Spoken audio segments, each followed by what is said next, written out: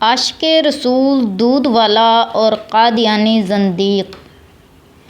گوالیار میں ایک مسلمان دودھ والا تھا۔ ہندو، سکھ، عیسائی، پارسی سمیت کوئی بھی اس کی دکان سے دودھ لینے آتا وہ اسے بیچتا، لیکن کسی قادیانی کو وہ دودھ نہیں بیچتا تھا۔ دودھ خالص بیچتا تھا، اس لیے قادیانی بھی چاہتے تھے کہ ہمیں بھی یہ دودھ بیچے، مگر وہ کسی قیمت پر قادیانیوں کو دودھ فروخت کرنے پر آمادہ نہ ہوا۔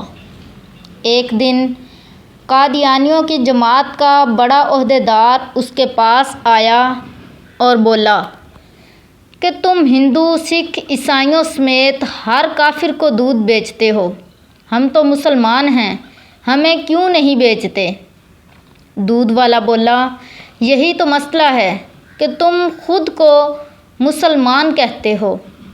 قادیانی بولا، ہم مسلمان ہیں کیونکہ ہم حضرت محمد صلی اللہ علیہ وآلہ وسلم پر ایمان رکھتے ہیں کہ آپ صلی اللہ علیہ وآلہ وسلم اللہ کے نبی ہیں اور قرآن اللہ کی کتاب ہے۔ دودھ والا مسکرایا اور بولا، جس طرح میں موسیٰ علیہ السلام اور توریت، عیسیٰ علیہ السلام اور انجیل پر ایمان رکھنے کے باوجود یہودی اور عیسائی نہیں ہوا، اسی طرح تم بھی حضرت محمد صلی اللہ علیہ وآلہ وسلم اور قرآن پر ایمان رکھنے کے باوجود مسلمان نہیں ہو سکتے۔ قادیانی لاجواب ہو کر اگر مگر کرنے لگا تو دودھ والا بولا، جاؤ میاں جاؤ، اپنا کام کرو۔ یہ سمجھو کہ جو شخص دودھ میں ایک قطرہ پانی کی ملاوٹ نہیں کر سکتا تو وہ اپنے حضور صلی اللہ علیہ وآلہ وسلم کی نبوت میں ملاوٹ کو کیسے برداشت کر سکتا ہے؟ اللہ اکبر۔ سبق آموز کہانی۔ ایک شخص نے بچڑا ذبح کیا، اپنے بھائی سے کہا کہ ہمارے دوستوں اور پڑوسیوں کو دعوت دو تاکہ وہ ہمارے ساتھ مل کر اس کو کھائیں۔ اس کا بھائی باہر گیا اور پکار کر کہا، اے لوگو، ہماری مدد کرو، میرے بھائی کے گھر میں آگ لگی ہوئی ہے۔